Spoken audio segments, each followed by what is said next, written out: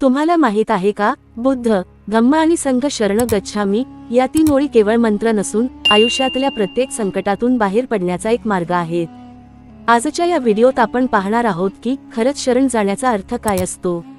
नमो बुद्धाय मित्रांनो, आपण अनेकदा बौद्ध वंदनेत त्रिशरणाचे उच्चारण करतो, पण याचा खरा अर्थ काय? हे शरण जाणे म्हणजे नेमके काय? आज आपण बुद्ध, धम्म आणि संघाच्या महत्त्वावर एक छोटी पण अर्थपूर्ण माहिती पाहणार आहोत। बुद्ध, सिद्धार्थ गौतम बुद्ध हे ज्ञानाचे प्रतीक आहेत।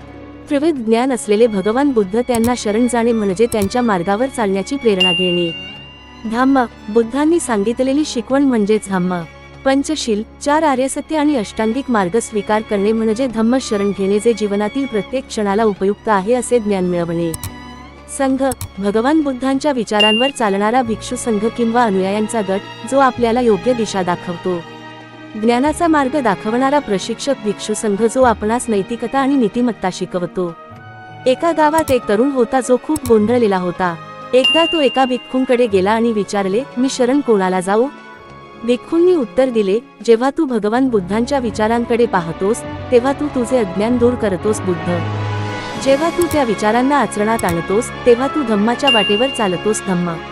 आणि जेव्हा तू चांगल्या विचारांच्या लोकांच्या संगतीत राहतोस तेव्हा तू संघाचा भाग बनण्याचा प्रयत्न करतोस संघ।